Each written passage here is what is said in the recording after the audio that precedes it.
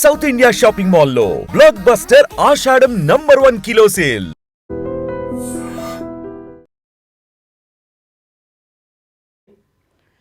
నమస్తే, welcome to iDream talking point with కవిత.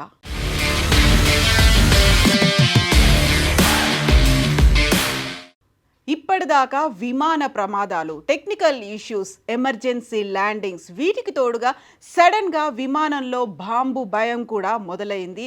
ఈ bomb భయానికి సంబంధించినటువంటి ఒక వీడియోని మనం చూడబోతున్నాం.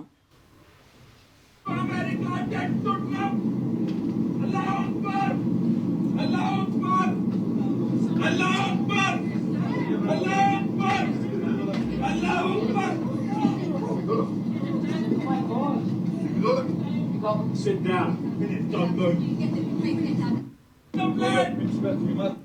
సో అల్లాహు అక్బర్ అంటూ విమానాన్ని నేను బాంబుతో పేల్చేయబోతున్నాను, death to America, death to Trump అనేటువంటి నినాదాలని యూకేలో, ఇంగ్లాండ్లో ఉన్నటువంటి లూటన్ నుంచి స్కాట్లాండ్కి వెళ్తున్నటువంటి గ్లాస్గో విమానాశ్రయానికి వెళ్తున్నటువంటి ఈ విమానంలో 41 ఏళ్ల వ్యక్తి అల్లాహు అక్బర్ నినాదాలతో పాటుగా నేను విమానాన్ని పేల్చివేయబోతున్నాను అనేటువంటి ఒక హంగామా హడావిడి సృష్టించాడు.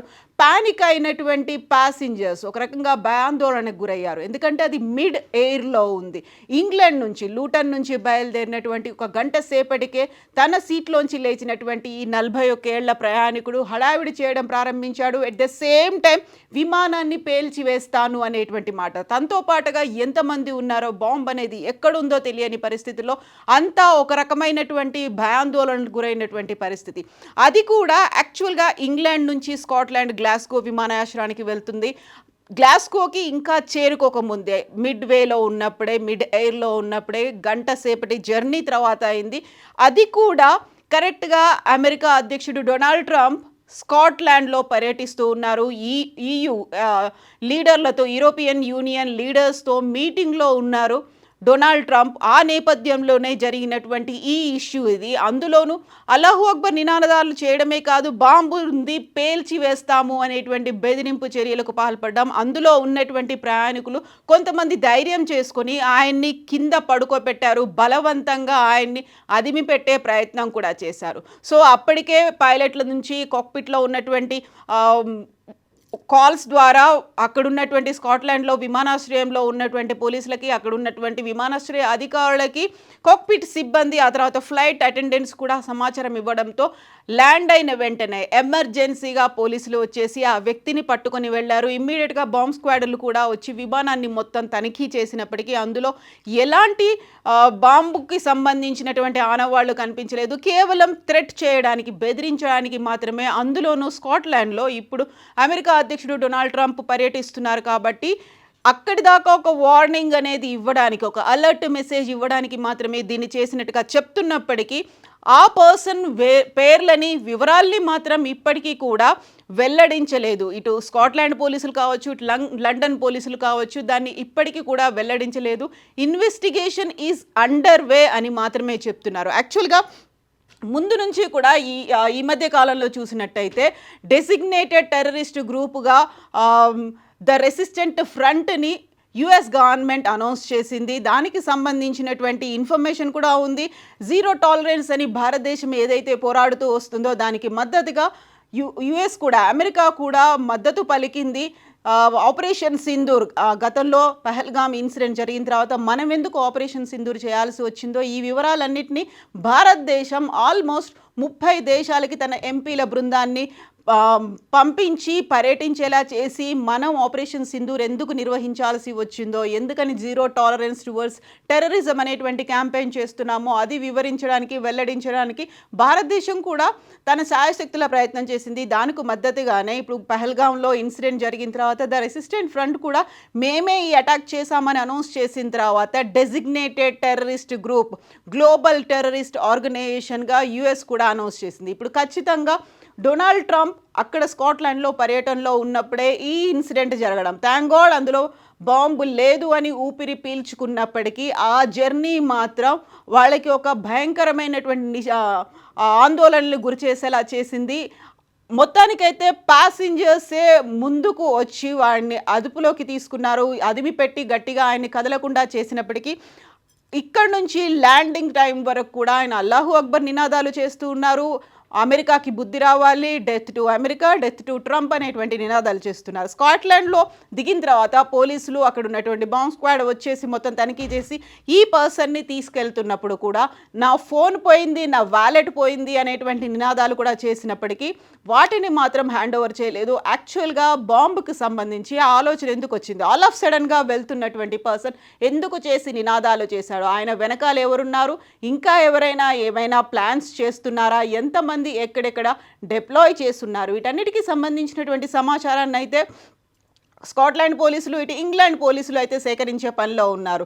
అమెరికా అధ్యక్షుడికి అక్కడ ఉన్నటువంటి మీటింగ్ ప్రాంతానికి వెళ్ళే ఒక 1 hour జర్నీ టైంలోనే ఈయన ఇలాంటి నినాదాలు చేయడంతో అక్కడ విట్నెస్లు చెప్తున్న దాన్ని బట్టి అయితే యాక్చువల్గా టార్గెట్ ఏమైనా పెట్టుకున్నారా అనేది అర్థం కాని సిచ్యువేషన్. సో ఇప్పుడైతే అమెరికా అధ్యక్షుడు డొనాల్డ్ ట్రంప్ టర్న్బెర్రీ గోల్ఫ్ కోర్స్లో అక్కడ ఉన్నారు. అక్కడ వాళ్ళతో ఈ యూరోపియన్ యూనియన్ లీడర్లతో మీటింగ్స్ అనేవి అవుతున్నాయి. ఆ దశలోనే జరగడం అనేది ఒక ఇండికేషన్, ఒక హింట్ని ఏమైనా ఇస్తున్నారు, ఒక వార్నింగ్కి సంబంధించి ఏమైనా ఒక మెసేజ్ ఇవ్వదలుచుకున్నారా, ఆ మెసెంజర్ రూపంలో ఈ ప్రయాణికుడు ఏమైనా వెళ్ళాడా. 41 ఏళ్ల ప్రయాణికుడని వెల్లడించినప్పటికీ కూడా అటు న్యూయార్క్ పోస్ట్తో పాటుగా ఉన్నటువంటి ఇతర అంతర్జాతీయ మీడియా సంస్థలేవి కూడా ఈ ప్రయాణికుడి ఇతర వివరాలని ఏవి వెల్లడించలేదు. యాక్చువల్గా అతడు ఏ ప్రాంతానికి చెందినవాడు, ఆయన వెనకాల ఎవరున్నాడు, ఆయన ఎందుకని అక్కడ జర్నీ చేస్తున్నారు, ఆయన ఇంగ్లాండ్ నుంచి స్కాట్లాండ్ గ్లాస్గోకి ఎందుకు వెళ్తున్నాడు, ఇలాంటి వివరాలు మాత్రం ఇప్పటికీ వెల్లడించకపోయినప్పటికీ వరుసగా విమానాలకి సంబంధించినటువంటి ఇలాంటి ఒక భయంకరమైనటువంటి వార్తలు కరెక్ట్గా ఈ ఇన్సిడెంట్ జరగడానికి కొన్ని గంటల ముందే అమెరికాలో కూడా అక్కడ ఒక ఇన్సిడెంట్ జరిగింది, ఎమర్జెన్సీ సిచ్యువేషన్ అనేది ఏర్పడింది. దాంట్లో ఫ్లైట్లో సంబంధించి అది టేక్ ఆఫ్ అవుతున్న టైంలోనే రన్వే మీదే డెన్వర్ విమానాశ్రయంలో జరగడం అనేది మంటలు అంటుకున్నాయి, టైర్కి మంటలు అంటుకున్నాయి. దాంట్లో స్లైడ్ డోర్ ద్వారా ఉన్నటువంటి ప్రయాణికులందరూ దిగాల్సినటువంటి సిచ్యువేషన్ వచ్చింది. ఇలాంటి ఇన్సిడెంట్స్ అనేవి వరుసగానే జరుగుతున్నాయి. అండ్ ఈ ఇన్సిడెంట్ కంటే ముందు కూడా గతంలోనూ ఇంకొక పర్సన్ కూడా ఇలాంటి నినాదాలే చేశారు, ఆయన్ని కూడా పట్టుకున్నారు.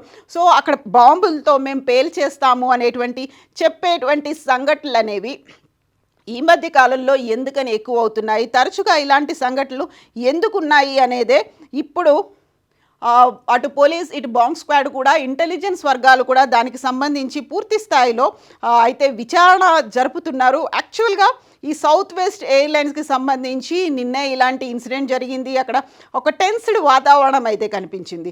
సో ఇప్పుడు ఈ ఇన్సిడెంట్ జరిగింది ఈజీ జెట్కి సంబంధించినటువంటి ఫ్లైట్లో ఈ ఇన్సిడెంట్ జరిగింది. ఈ ఇన్సిడెంట్ అనేది అన్ని కూడా అక్కడ ఉన్నటువంటి లూటన్ ఎయిర్పోర్ట్ అలాగే స్కాటిష్ ఎయిర్పోర్ట్ దీంతో పాటుగా ఈజీ జెట్ కూడా దాన్ని అనౌన్స్ చేసింది. ఎస్, ఈ ప్రమాదం ఇలాంటి సంఘటన మా ఎయిర్పోర్ట్లోనే జరిగింది, ఈ విమానంలోనే జరిగింది అనేటువంటి వివరాలని ఈజీ జెట్ కూడా అనౌన్స్ చేసింది. ఇక ఇలాంటి ఇన్సిడెంటే Indian origin man Ishan Sharma కూడా కరెక్ట్గా 21 ఏళ్ల పర్సన్ కొన్ని నెలల క్రింద మియామిలో అరెస్ట్ చేశారు. అది ఫ్రాంటియర్ ఎయిర్లైన్స్కి సంబంధించినటువంటి ఫ్లైట్లో ఇలాంటి ఇన్సిడెంట్ జరిగింది కొద్ది నెలల క్రితమే. ఇలాంటి ఇన్సిడెంట్స్ వరుసగా ఎందుకు జరుగుతున్నాయి అనే దాని మీద కూడా ఇప్పుడు పోలీసులు అయితే ఇన్వెస్టిగేటివ్ ఆఫీసర్స్ అయితే దృష్టి పెట్టారు. యాక్చువల్గా ఈ ఇన్సిడెంట్ నిన్న ఉదయం 8 గంటలకు జరిగింది, అంటే అక్కడ కాలమానం ప్రకారం 8 గంటలకు జరిగింది అనే దాన్ని ల్యూటన్స్ ఎయిర్పోర్ట్ అయితే అనౌన్స్ చేసింది. దానికి సంబంధించి ఒక కన్ఫర్మేషన్ని ప్రెస్ నోట్ రూపంలో కూడా రిలీజ్ చేసింది.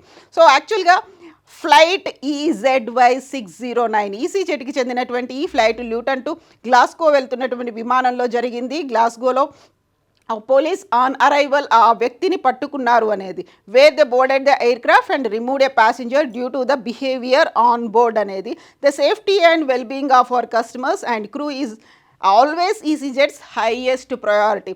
సో ఇప్పటికైతే ఇన్వెస్టిగేషన్ జరగాల్సినటువంటి అవసరం ఉంది. బట్ అహ్మదాబాద్ ఇన్సిడెంట్, ఆ తర్వాత రష్యాలో ఉన్నటువంటి ఒక ఫ్లైట్ 50 మందిని కుప్పకూల్చినటువంటి సంఘటన, అక్కడ కూడా చనిపోయిన తర్వాత వరుసగా జరుగుతున్నటువంటి ఇన్సిడెంట్స్ అండ్ ఇప్పుడు బాంబ్ థ్రెట్ అనేది నిజంగా ఆలోచించాల్సినటువంటి విషయంగా పరిణమించిందా? ఫ్లైట్ జర్నీ అనేది అంత సేఫ్ కాదా? కొంతకాలం వాయిదా వేసుకుంటే మంచిదా అనేటువంటి అనుమానాలు అభిప్రాయాలు కూడా వ్యక్తం అవుతున్నాయి. యాక్చువల్గా మీరేమనుకుంటున్నారు? ఇలాంటి సంఘటనల్లో నిర్లక్ష్యం అనే ఎవరి వైపు ఉంటుంది, ఎవరు ఎలా జాగ్రత్తలు తీసుకోవాల్సినటువంటి అవసరం ఉంటుంది? కామెంట్స్ రూపంలో తెలియచేయండి. నిజంగా ప్రస్తుతం ఉన్నటువంటి సమాజం దేనికి ప్రయారిటీ ఇస్తుంది? ఆర్థిక సంబంధాల చుట్టూ మాత్రమే తిరుగుతోంది. మళ్ళీ ఎన్నికలంగానే చాలా విరక్తి కలుగుతాం. మంచి అనిపిస్తుంది కదా, లేడీస్ కూడా ఛాలెంజింగ్ జాబ్స్ చేసినప్పుడు చాలా బాగుంటది. ట్రాఫిక్ అసిస్టెంట్స్ గా నియమించిన ట్రాన్స్జెండర్స్ అందరితో సాల్యూట్ చేయించుకుంటున్నారు. ఫుడ్ డెలివరీ ఇవ్వటానికి వెళ్ళినటువంటి డెలివరీ బాయ్ అనిల్ పై కళ్ళ ముందు పెళ్ళండి కొట్టి